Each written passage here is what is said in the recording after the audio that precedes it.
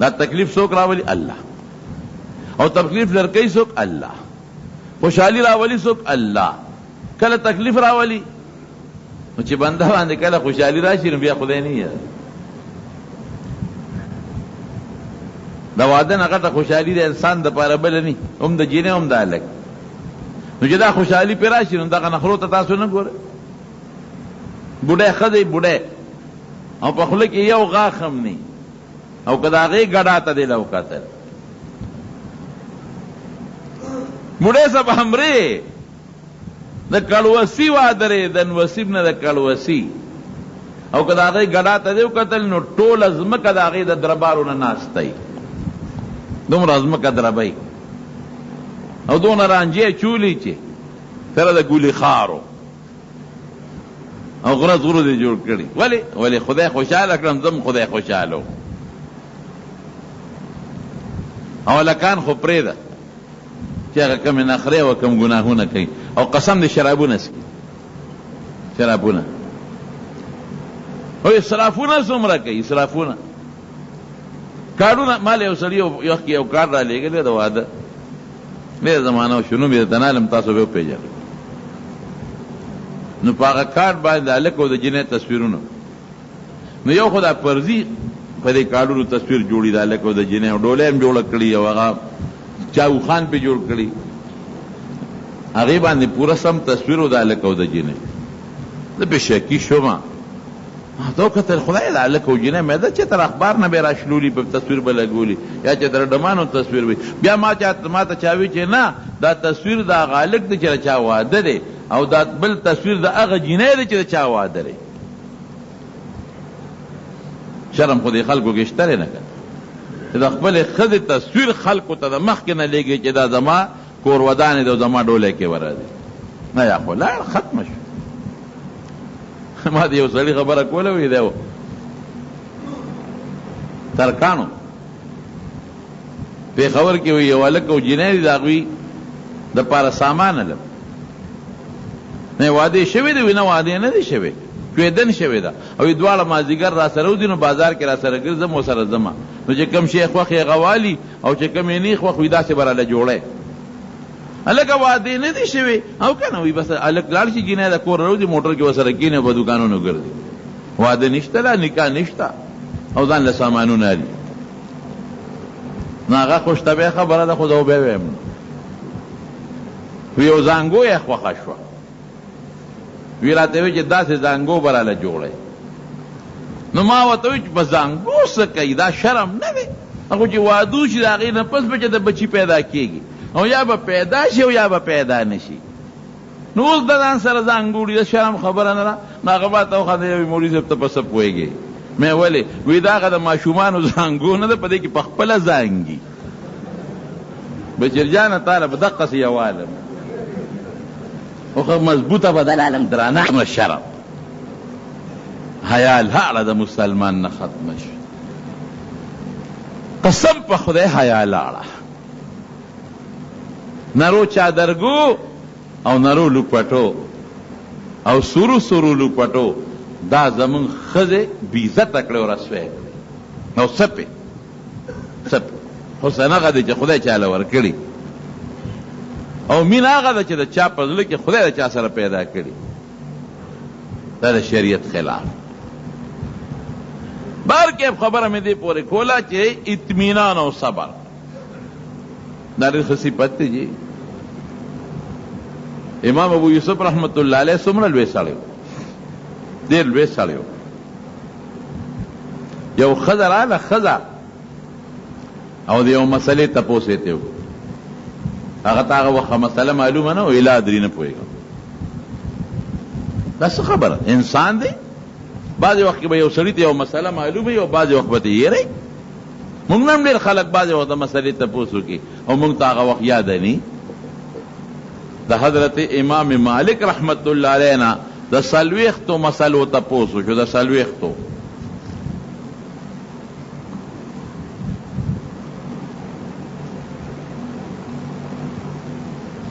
د څلوېښتو مسلو تپوس ته وشو.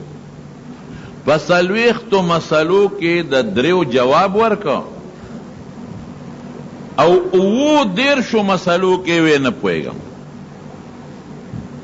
ګوره امام مالک څومره لوی سړی،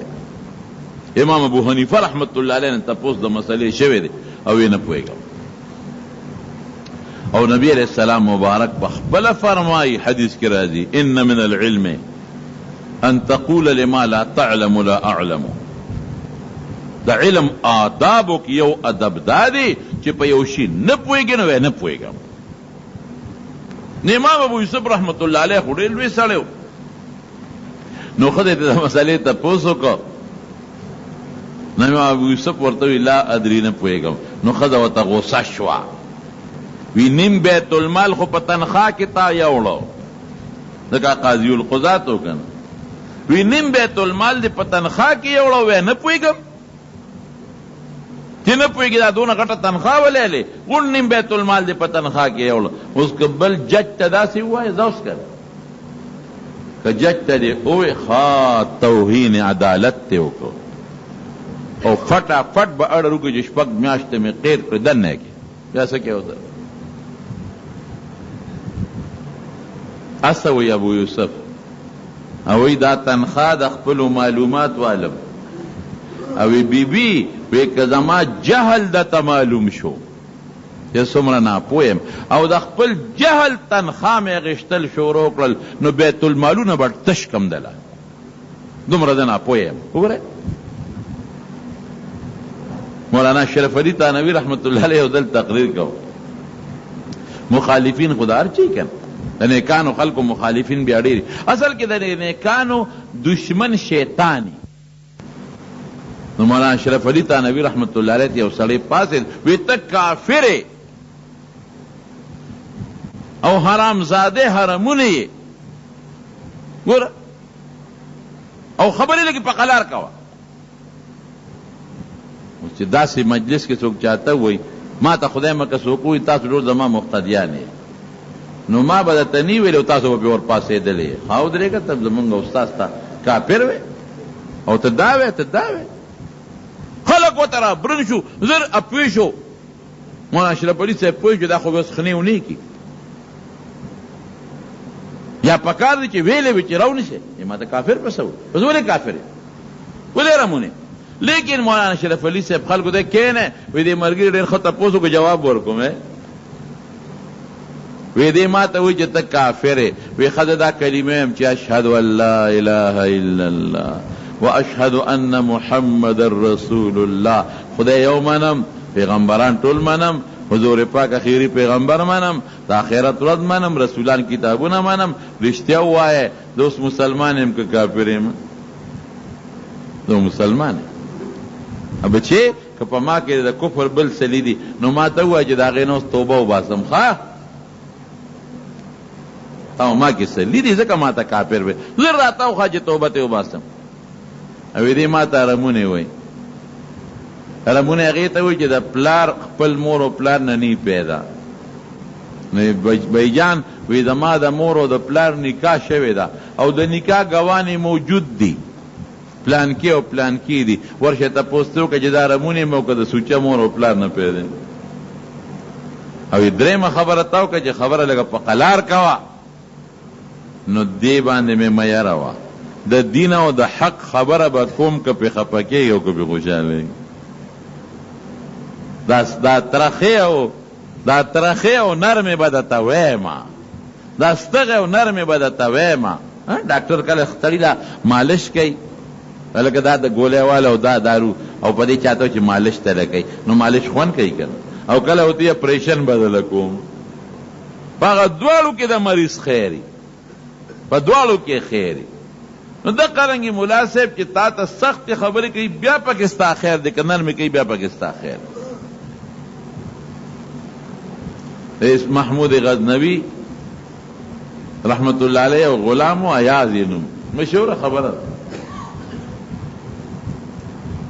نو د دې ټولو د ایاز سره به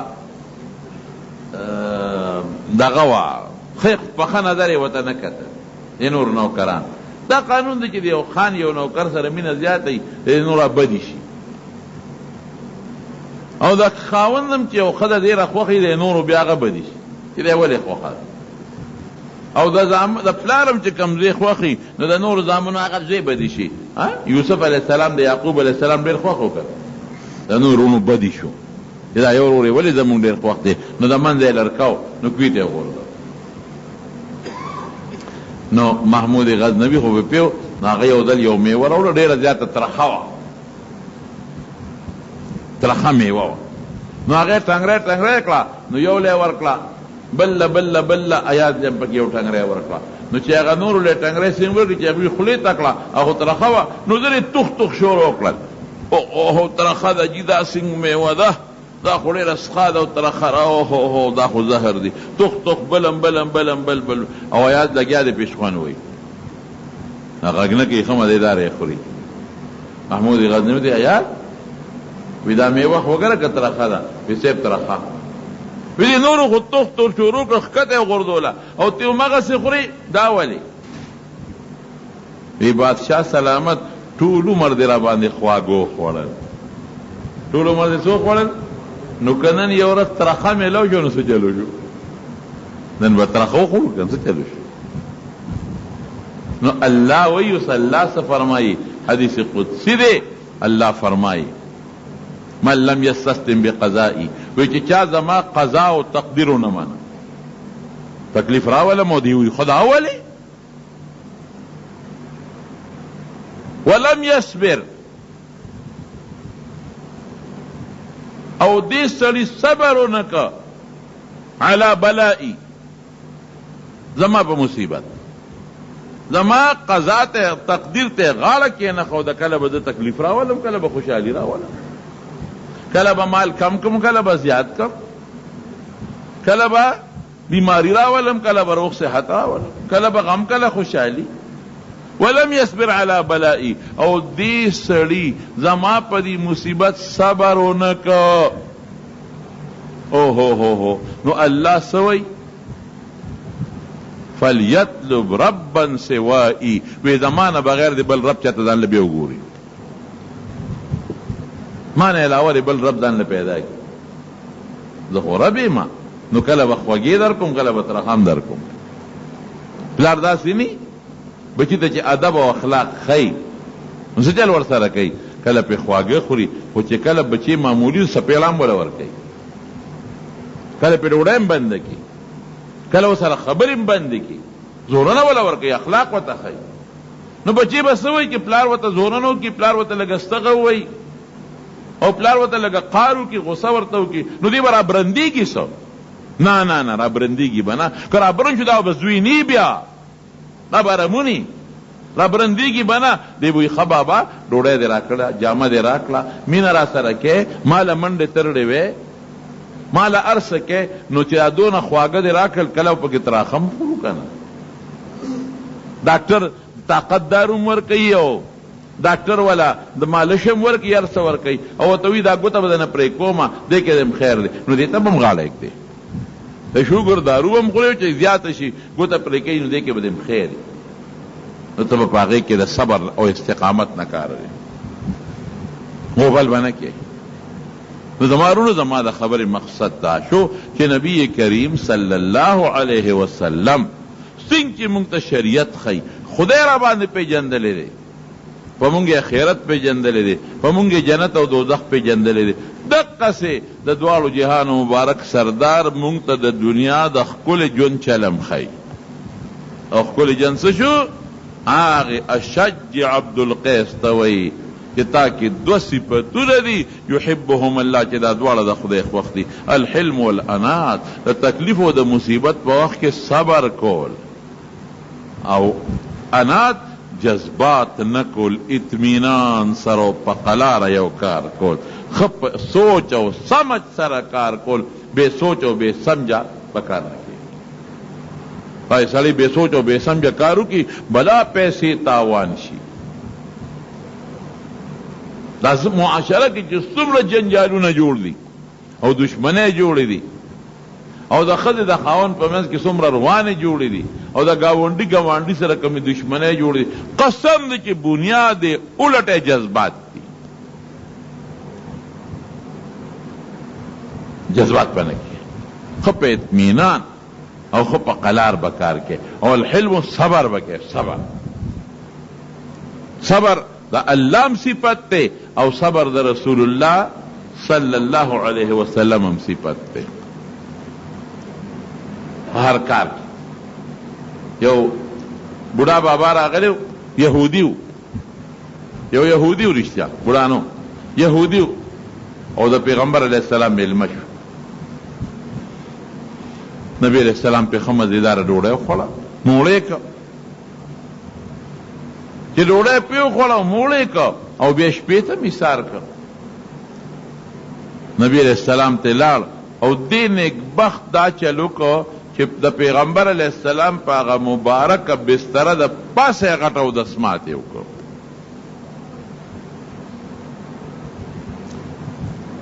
تلوار یې وه چې اوس هسې نبی علیہ السلام روځي نو په غر ووته، خو چې ته نو د تلوار نه تې توره پاتې شوه. که سمنځ لاړ اوهو ما نه خو توره پاتې شو، او توره خو قیمتي شي لکه چیان ټوپک تماچه پاتې شي. دې کې چې نبی علیہ السلام مبارک راووت ویې کتل نو ډډو دي په کوټه کې، او چې وی قتل نو په بستره د پاسه اوس لوی اودسمات پروت دی او د یهودي کافر اودسمات دی. نه بیبیانې کور کې دي نه پکار دار چې بیبي ته ویلي چې راشه الا دا بستره صفا کا، او موږ داسې نه کوو، په خپله یې صفا کوو که په ښځه یې صفا کوو. یا د دنیا صحابه دي ته قربانېږي او یو ته یې ویلي چې راشه الا بچې دا بار یو سو د ووینځه. اللہ اکبر اللہ اکبر، قسم دے حضور پاک مبارک پخپل ورته کېناسته او دا هغه یهودي هغه غلاظه دې پخپل صفا کول شروع کړ. هغه ته چې یاد چې توره رانه پاتې ده ورېږه یاره ورځمه دا پیغمبر علیه السلام به نی روته زر با توره راوالم او راغر به وام. بسنګ رو رو په قلار قلار راغی کوټې ته ورتا شو او وردننه شو توره رالی نو پیغمبر علیہ السلام سره سترګې ولګېدې. اوس که بل سړی وی زر با توره راوالم او راغر به وام. بسنګ رو رو په قلار قلار راغی کوټې ته ورتا شو او وردننه شو توره رالی نو پیغمبر علیہ السلام سره سترګې ولګېدې. اوس که بل سړی وی که نه نو تیاره توره پرته وه او سړی هم کافر و ودرېږه چې اوس دنه دا مازدیګر دله ووایم ما د ماین ډوډۍ خوړه شپې ته یم پاتې کړو ما له دې ورځ پاتې وه بستره په قصدر زه دې خفه کولم ما خفه کېږم ورېږه چې برابر دې کم. لیکن حضور پاک مبارک سترګې مخامخ شوې نو زر یې ته مخ بل خوا واړو وی ملګري وی توره یې دغه د یو څخه صبر استقامت یو یاره چې هغه څنګه توره لاس کې ونیو دې ته وکتل باس په ژړا شو توره واپس کېښوده او حضور پاک یې د مټ مبارک نه ونیو. الله رسوله زه معافي غواړم، زه په دقه بېعزتۍ په نیت راغلی وم چې دا څه مې وکړل، معافي غواړم خو ستا په شان ښکلي خوی خو ما د بل چا ونه لیدل. الله صاحب راپاسه نه دا ته میلمې د صفۍ کومه خیر دی انسان دی طالب او دسمات درغلی نو بعضې وخت سړی ځای ته نه ګوره بانې وله جوړوي بانې وله په خپله ځای ته نشي رسول خیر دی انسان دی تکلیف به درته وکنه خیر دی انسان ته کله تکلیف که دې ملامته نشي اوهو ملامته نشي هغه پله مټه ونیو حضور پاک پیسو او هغه ګندګي ځان له په خپله صفا کړه او بیا کېناست وي د الله رسوله ما ته کلمې شهادت وښایه کلمه شهادت وی والله مسلمان. دا د صبر او د استقامت او دا د اطمینان نتیجه شوه. رونو کور کې ښځو سره او ښځه د خاوند سره او پلار د بچو سره او بچی د پلار سره او ګاونډي د ګاونډي سره اوس به څه چل کوو اطمینان سره جذبات به نه کوو. په دې خبره خو پوهېږې که نه چیرې به جذبات نه کو یو کار کې به جذباتي فیصله نه کې ښه سوچ سره به کې مشورې سره به کې. نبی علیہ السلام ته الله فرمایي ګوره حضور پاک ته به وحی راتله هغه نه غلطي الله به فورا وحی راولېږله او څه وایي ورته الله پاک وشاورهم في الامر فاذا عزمت فتوکل علی الله. جذباتی فیصله مکه وخا صحابو سره مشوره کوا. حالانکه د پیغمبر علیہ السلام مشورې ته ساجد دی. اغلب جبريل لازم کنه مشوره خلق دی لکه چې کله ما دا خبره غلطه چې دی را ټیک کی کله نه پیغام دی به مې پی کله ما تجربه دی ردشتا. لیکن اغلر وسو اغلب جبريل علیہ السلام راته الله به خبرو، لیکن بیا مرتوی صحابه سره مشوره کوا. جذباتی کار مکوا او چې کله کار کې په الله باور کوا. نو دا خپل صفاتونه شو، یو صبر او بل څه شو اطمینان سره کار کول، پقلار یو کار کول او جذباتی کار نه کول. جذباتی کار دیو کو نو ځان لدیم کار وکړه او بل لدیم کار وکړه، بیا به سبا ستومانه، بیا به غوبل جوړ کړي او بیا به تم ستومانه، ښځه به هم ستومانه او بچي به هم ستومانه. او چت قسمونه مخوره ښه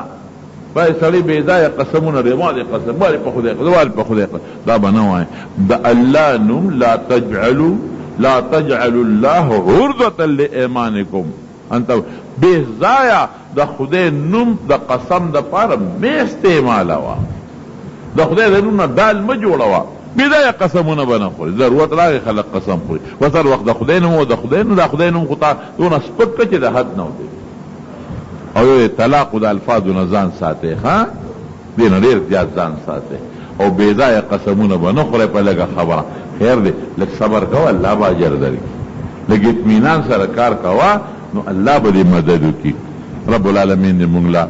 ښکلي خویونه راکړي، رسول الله صلی الله علیه وسلم په شان ښکلي خوی، د صحابو په شان ښکلي خوی،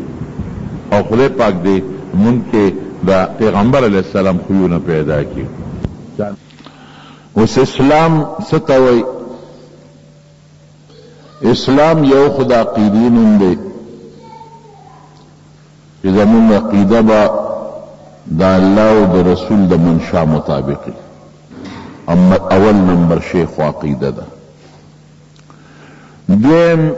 بعض اعمال دي چې هغه الله په موږ لازم کړي دي، فرض کړي دي، منځ شو، روژه شوه، زکات، حج، جهاد وغیرہ، دا اعمال دي. بعضی څیزونو نه موږ ساتلي یو چې دا کار به نه کوئ، حرام مال به نه خورئ، دا به نه کوئ، دا به نه کوئ. دا هم د اسلام لویه حصه ده. اسلام زمون د ژوند د تیرولو د الله د طرف نه خوښه یو نقشه ده چې الله مونږ لکه به نقشه خوښه کړې ده او د هغې نقشې مطابق مونږ خپل ژوند تیر کړو. دې ته اسلام دی. زمونږ ډېر خلک دا وایي چې بس صرف مونځ کوه او کلمه وایه د اسلام دی. نه، کلمه د اسلام یو بهتر شی دی. د ایمان یو لوی کلمه شهادت بنیادی ستن ده او منځ په اعمالو کې بهترین عمل دی. د الله سره رازداری ده، د الله سره معراج دی، مناجات ورته وایي. خو د اسلام ډېرې څانګې دي، ډېرې شعبې دي. یو په هغه شعبو کې دا دی چې موږ به احترام کوو، د مشر به احترام کوو، د الله به احترام کوو. عزت چې ورته وایي، عزت او احترام، ادب چې ورته وایي، او د کوم څیز نسبت چې د الله سره وي د هغه به احترام کوو. دا د اسلام ژوند دی، دا یو شعبه ده د اسلام. قرآن حکیم کې الله وایي چې ادخلوا فی السلم کافه، تاسو د سر د ویښتو نه تر نوکه پورې په اسلام کې دننه شئ. دا نه چې ګنې د اسلام یو څانګه به منم بله به نه منم، د اسلام په یو رکن به عمل کوم په بل به نه کوم، د اسلام دا یو شی مې خوښ دی او بل مې نه دی خوښ په دې به عمل نه کوم. داسې به نه. د اسلام چې د نبی علیه السلام مبارک زمونږ دپاره کومې طریقې او نقشې خوښې کړي دي، که هغه ذاتي ژوند سره دي، که هغه د ښځې سره تعلق لري، که بچو سره تعلق لري، که ګاونډي سره تعلق لري، که معاملات دي، که عبادات دي، که حقوق دي، د دې ټولو څیزونو خیال ساتل او په دې ټولو نقشو کې ځان دننه کول دې ته اسلام وایي.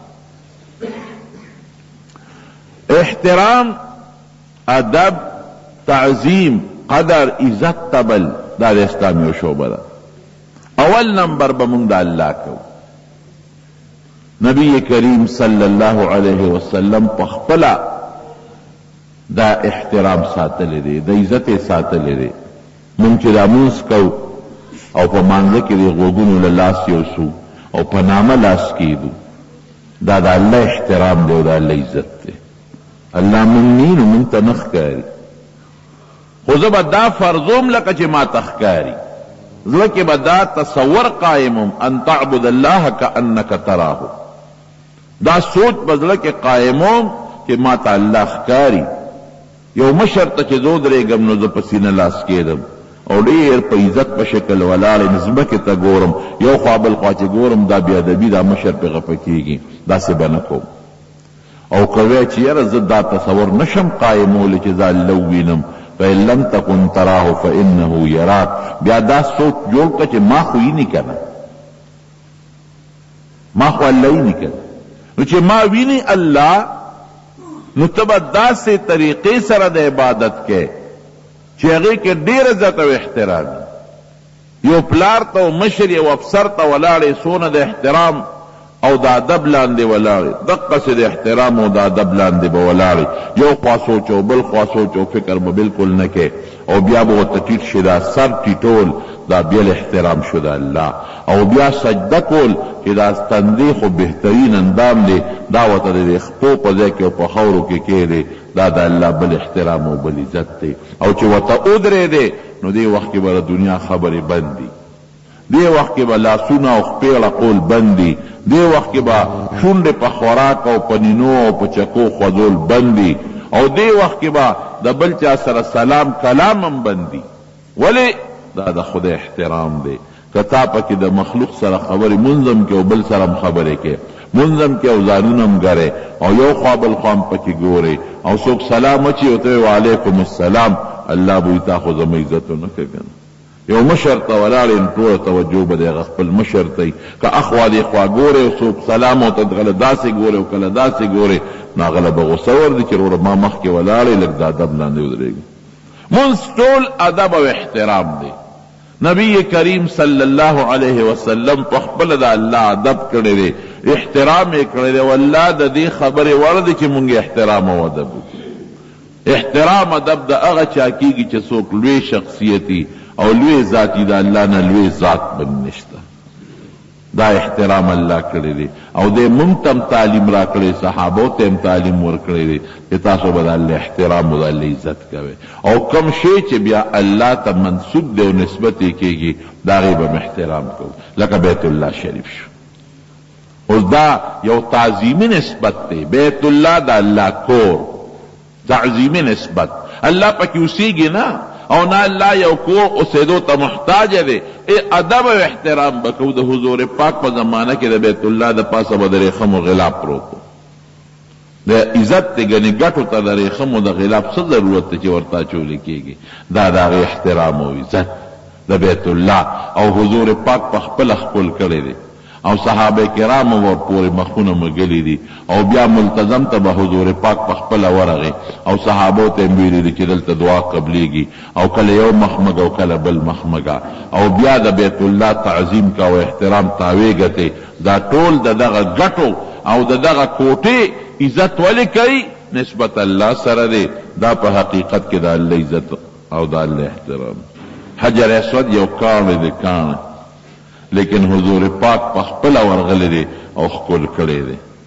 او چې رسېدې ورته نه شوې نو لاس په یو سی ابه ښکل کې، او که داسې هم نشې کولی یو چوکه وله یو سا هغه ښکل کا، او که داسې هم نشې کولی لرې ځای نه ورته ودرېږه، یو سلام، یو د ادب استلام چې ورته وایي، د ادب او احترام تقاضا وکړه. دا ولې؟ یو کاڼی دی، لیکن حضور پاک فرمایي الحجر الاسود یمین الله فی الارض، وی حجر اسود پزمکا دا اللہ خیلاس تے.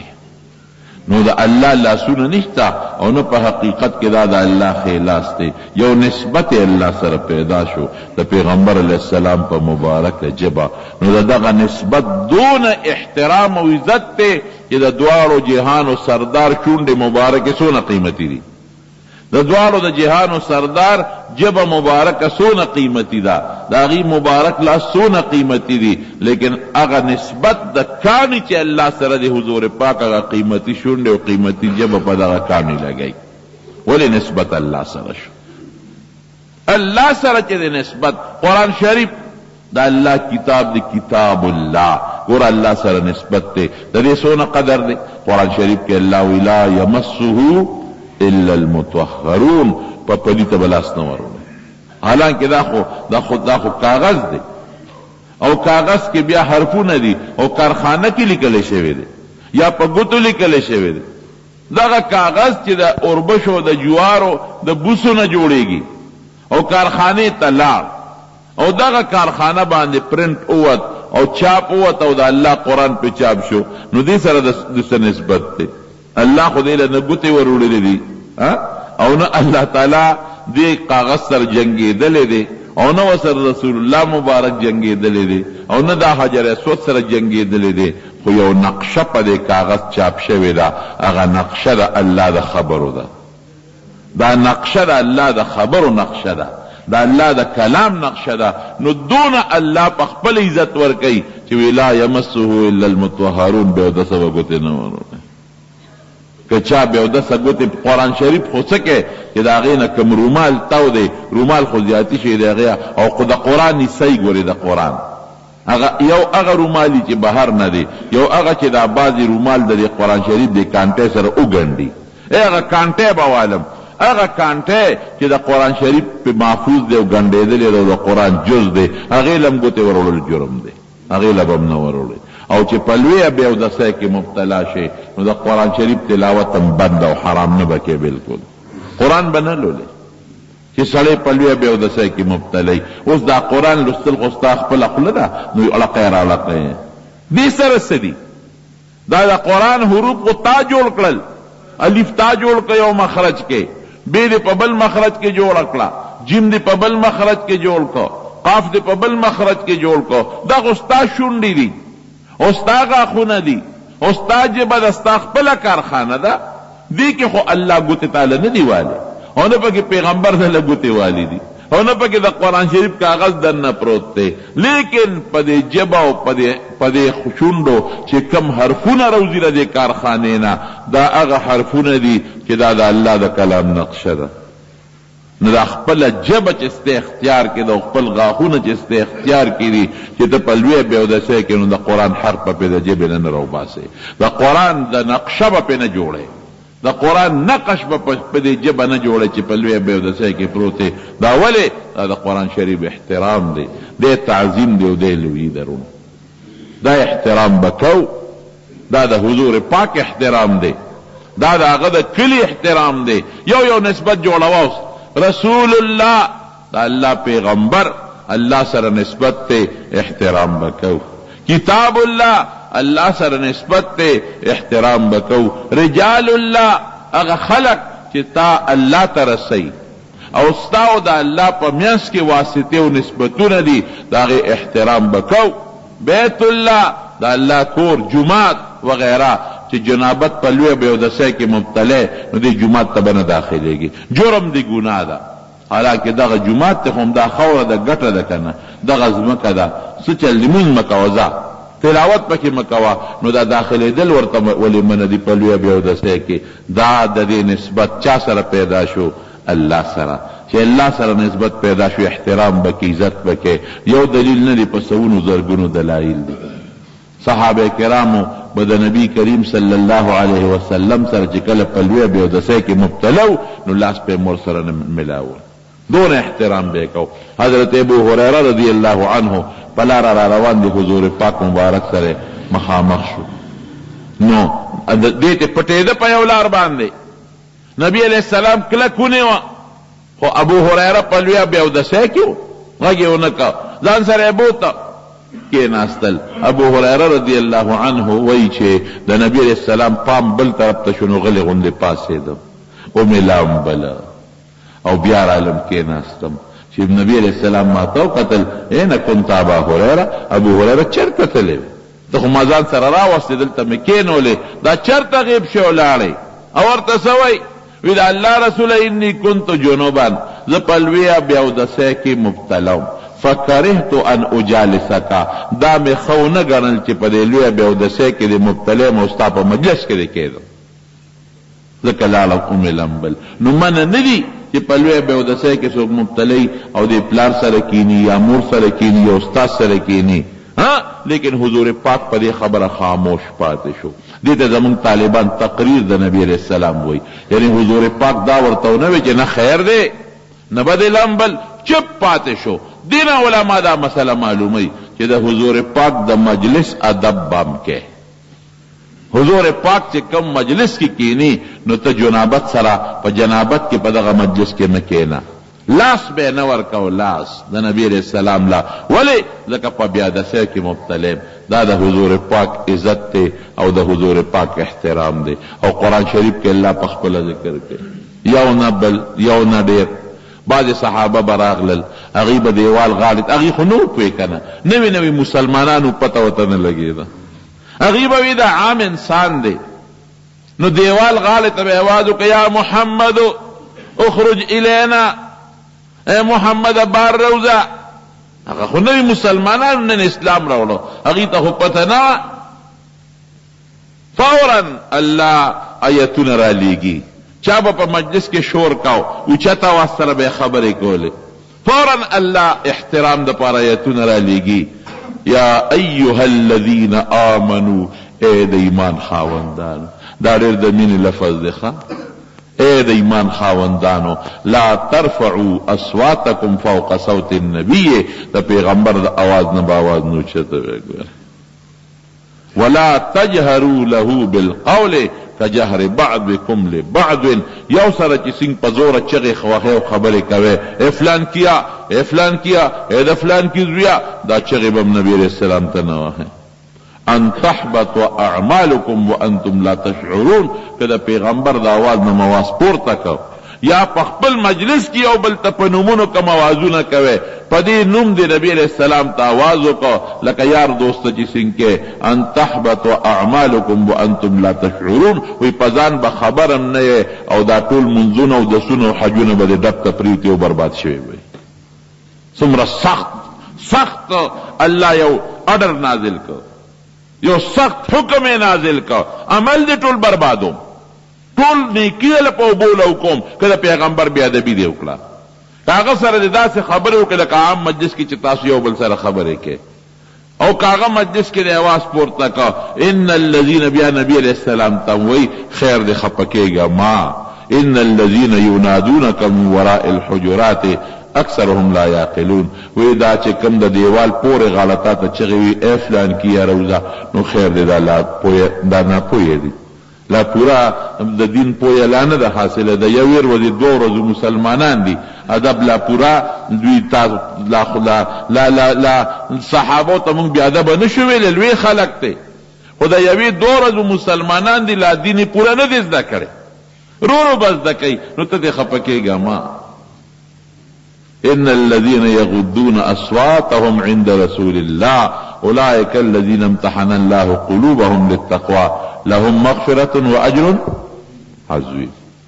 د نبی علیہ السلام په مخ کې چې څوک ټیټ اواز کوي غلی لګي او چغې نه وهي قرآن شریف کې الله وی دا هغه خلک چې دې زړونه د ما کنټرول کړي د دې زړه کې تقوا ما چولې ده دوی له مغفرت ته او لوی اجر دی دا ادب خی چې د پیغمبر ادب کوا دا ولی نسبت الله سره ده الله سره نسبت ته قدر کې احترام بکې عزت بکې قسم دې د حضور پاک د کلو خلق احترام کړي حضرت امام ابو حنیفه رحمت الله علیه مدینه شریفه ته تلو نو اخو ډېر شاګردان لرل او ډېر لوی د دین یو غرو ډېر لوی احادیث او د قرآن حکیم نه بس زرګونو نه په لکونو مسلې راوښکلي دي او دا حدیث او دا فقه لوی استاد دے شاگردان پہ خبر شو خوشحال شو رالل مسئلہ دا دین دا سے دا چې څوک لاړ شي مدینه منوره تا نو په مدینه شریفه کې دي سلويخ منځونو کې او روایت کې دا سره راغلي هغه سلويخ منځونه اتور ورځو کې پوره کېږي نو دا حاجیان صاحبان چې لاړ شي نو دي اتر ورځې کوي تیری او سلويخ منځونه کوي د دوی لوی فضیلت ته نبی علیہ السلام د سفارش ذریعہ ګرځي نو چې یو ورځ تیر کړه نو امام ابو حنیفه رحمت الله علیه مرګرو ته وی چې زه خو ځم بغي څنګه کم خوازي واپس ځم نه نه داسې چرته کېږي موږ سره بدل تکې ته ډېرې مېلمه به زمون چې سبا بیا شوه وی بیا ځم مرګري بیا راغون شو ته څه کې چرته دی دا خلک به راپورې خاندي چې دا استاد څنګه استاد دی او څنګه امام دی او څنګه پیشوا دی دې د پیغمبر علیه السلام کلی کې نه ټینګېږي او تختی مونږ سره به خامخا ایسارېږي بیا یې ایسار که بیا ورته خلک راغونډ شو چې یا صاحب چې بیا ته وی کم از کم چې میاشت دوه را سره نه تېرې خلک خو کوشش کوي زرګونه لکونه روپۍ لګوي دې زمانه کې چې د پیغمبر علیه السلام په کلي کې مې وخت لږ زیات تېر کړی منځونه قیمتي دي د نبی علیہ السلام مبارک سلام پکې کېږي هغه قیمتي دی نو ته ځې دا خلک به راپورې خاندي زه چې دومره نه ایسارېږې نو دا څلوېښت منځونه خو په دې جومات کې وکړه که نه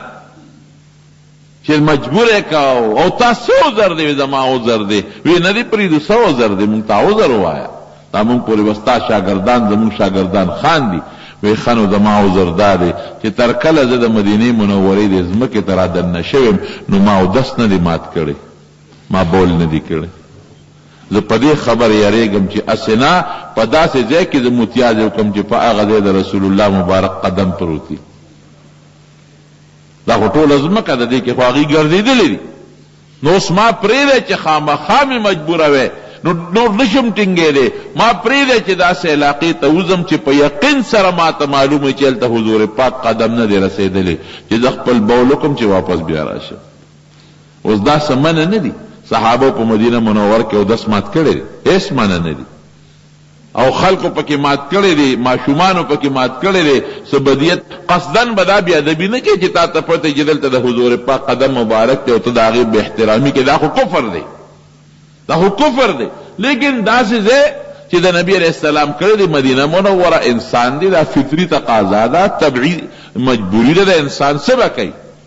خامخا د حضور پاک زمانه کې خلک اوسېدلی دی او دسماتي پکې کړي دي لیکن دا د امام ابو حنیفه رحمت الله علیه په زړه کې احترام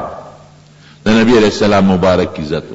قسم دی د حضور پاک د مبارک و احادیث و احترام حضرت امام مالک رحمت الله علیه لوی سړی دی دام د دین یو امام دی په مدینه شریفه کې اوسېدلی دی او د حضور پاک د احادیث مبارک و درس پې کو یو ځل درس دوران کې او لړم د بره نه راپرېوته او د امام مالک په دې سټ کې ورننوت چت نه پرېوت د کجورو څانګو چتونه به هغه د امام مالک په دې سټ کې دننه په دې کمیس کې ننوته لګیا دی د حدیثو درس کوي او شاګردان پې پوهېږي چې راده دا رنګ بدلېږي را بدلېږي ځکه د لړم ټک او د هغې زهر خو ډېر خطرناک لړم لګیا دی ټک ورکوي کمیس کې دننه ګیر دی بیا ټک ورکوي بیا ټک ورکوي او دې لګیا د حدیثو درس کوي خو شاګردان پوهېږو چې زموږ شیخ باندې څه چل شوی دی بیمار دی او که څه چل دی خو دا رنګ یې بدلېږي دا سترګې بل شانتې شوې چې هغه حدیث اخلاص کړل نو شاګرد ته وي دلته راشه وي زما دا لمن اوچته کړه شاګردانو رامنډه کړی چې لمن یې اوچته کړه اوس یو ځای لړم پې د پاسه ناست دی هغه یې وغورځو مړی کړه او چې ملی وکتل دی څو ځایه پړسېدلې وه تک کسره پړسېدلې تک کسره وی صاحب مونږ در باندې وختي پیشو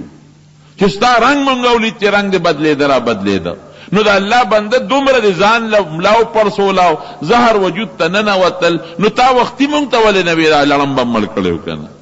وی ما د حضور پاک د مبارک و احادیثو درس کو نو ما ته غټه بیادبي ښکارېده چې دا بند کم او تاسو ته ویم چې راشئ زما دا لړم مړ کړي تاسې به څوک دې زمانه کې ټینګ شي دومره احترام و عزت د حضور پاک د احادیث و احترام د حضور پاک د احادیث و عزت او احترام دومره پکې او مسائل لبم خلق راتل د مسئلې تپوس پم ته کو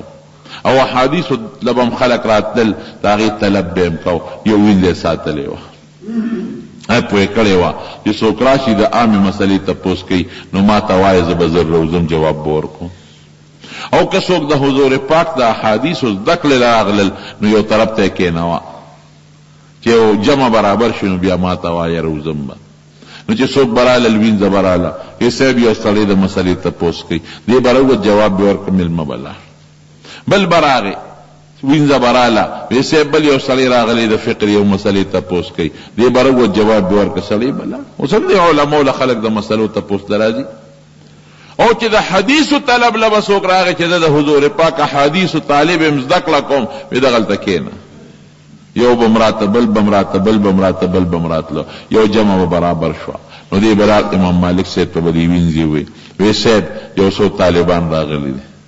او د حضور پاک د حدیث ذکر لکې ما یو ځکه کینول دي امام مالک بفورا لاړ غسل به او به لمبل او بیا به خشتخ کل مزیدار جامع واچول او پټکی به تاو او خوشبوئی به راواغشت پزان به مګلا نو راو بوت د حدیث او درس به وکنو بیا به کورتلا نو چاته تاسو کو وی سید چې د عام مسلې تاسو در خلق کوي نو دا دومره تکلیف پزان نه برداشت کوي او ځان نه تیرې او چې د حدیث او ذکر لراشي نو ته ارض اللام به او خشته جامع چه او پزان خوشبوئی پوره کې او پټکی په سر کې روزه دا ولی وی چې د حضور پاک د مبارک او احادیث خودن او درس کوم او ما لمبلینی او خشته جامع مې نه چولې او پټکی مې نه په سر کړې شکل مې د حضور پاک نه جوړ کړې او خوشبوئی مې نه پوره کړې نو مال د نبی علیہ السلام د احادیث لولو نه حیا راځي شرمېږم بیا حیا راځي دومره ادب او احترام دومره عزت د احادیث او بیا مجلس چې باولګید دا د امام مالک په مدینه منوره کې د حضور پاک په جمعات کې به درسو الله ولی یو حیثیت هم ورکړی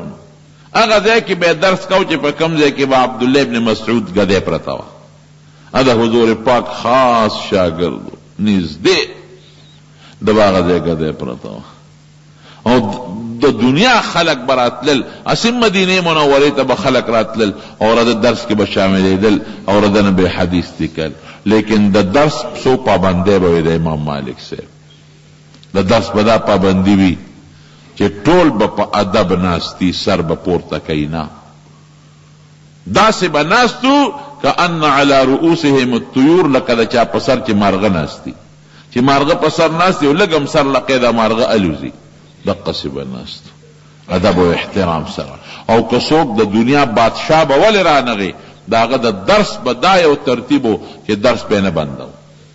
چې درس نه به فارغ شو نو میلمه سره به بیا ملاقات کو د درس دوران کې دا نشته چې دا هارون رشید بادشاہ راغی او دا فلان کې قاضي راغی او دا فلان کې قاضي راغی خپل کار به کوي چې درس به خلاص شو دا غي نه پس په ملاقات کو دومره احترام د نبی علیہ السلام دا حدیث خدای ولا مرتبه کما ورکړه د کلی د نبی علیہ السلام احترام د شوق چې د ما ټوله زندگی په مدینه شریفه کې تیر شي